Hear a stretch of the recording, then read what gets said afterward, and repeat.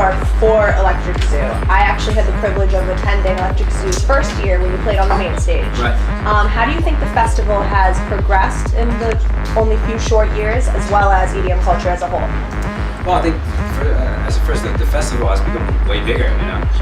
When it started out, the main stage was like kind of the only area that was like 2 tents, I believe. 2 tents, yeah. 2 tents, and now there's like this whole big thing going on. Yeah. Production has gone from a little bit of lights and LED what they had then to like full scale production right now. So also in terms of lineups, everybody's playing, which is great.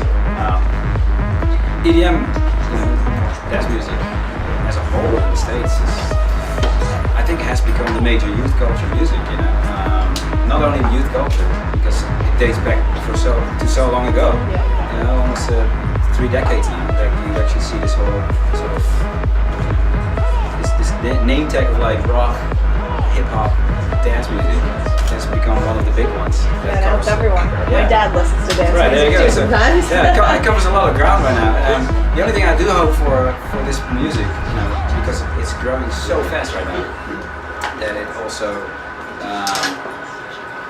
rids itself of the how can I say it in a nice way. All the crap that's out there, yeah, that's nice. Very true. But because there's so much stuff that is, you can have like 50 tracks lined up and they're all sound exactly the same. But that is the one thing that we need to get a step away from. It's like people need to start thinking for themselves again, and not anymore like, okay, what did the other guy do? Oh, let's make a record just that sounds like that. People talk about the sound of today, the sound of now, not anymore like 10 years ago where you talked about that's the sound of Paul, that's the sound of Sasha. They were like distinct musical tastes. Right now it's the sound of now. What is that? I want to go back to. I hope it goes back to the sound of that person and the sound of that person, and everything becoming sort of like distinct again. And speaking of EDM changing in the States, you are going to host the full-on stage at Tomorrow World very soon. So what do you think that's going to be like, and who are you most excited to play with? I'm actually really excited. That sounds corny, but I'm excited to play with everybody because everybody plays a key role in what the stage is going to be like the whole day. It's going to be trancey, but slightly. Some elements are more housey, like LDN, for example. So, which makes it very exciting for me because on the one hand I have to be on my toes with the trance sound. On the other hand, I have to start getting really creative with a more housey sound. So it's cool. What people can expect is a good old jam session because I play back to back with everybody, all those different genres.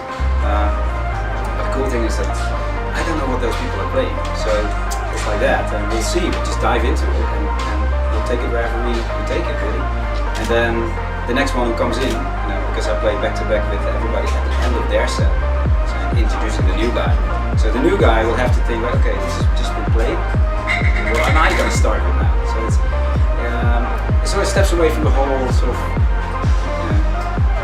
prepared. Feel each other out. Yeah, exactly. It's like a more organic set throughout the whole day. And lastly, what was your best show, and where is like your favorite city or country to play in your opinion? My favorite country to play in, but that's also because I love the country itself, Australia. I just love Australia. It's very chill, it's very relaxed. The people are really, really cool. But the crowd is just mental. They're really crazy. They have this rugby culture, and they use that sort of thing in the festivals. They stack each other up 3-4 high, and go nuts. The energy is great. Absolutely crazy. So I love playing there. Best show this year was Lebanon, DC. Lebanon, DC. I think one of our first new punk shows at Madison Square Garden, Germany. So that must have been one of the highlights for me. I think I can also speak for Marcus. Great. Thank you so much. Thank you. Yeah. Well, speaking of Tomorrow World, how do you think that with IDT and Tomorrow World, how do you think that'll translate to the United States? Well, there's a big US body behind the whole IDT thing, obviously.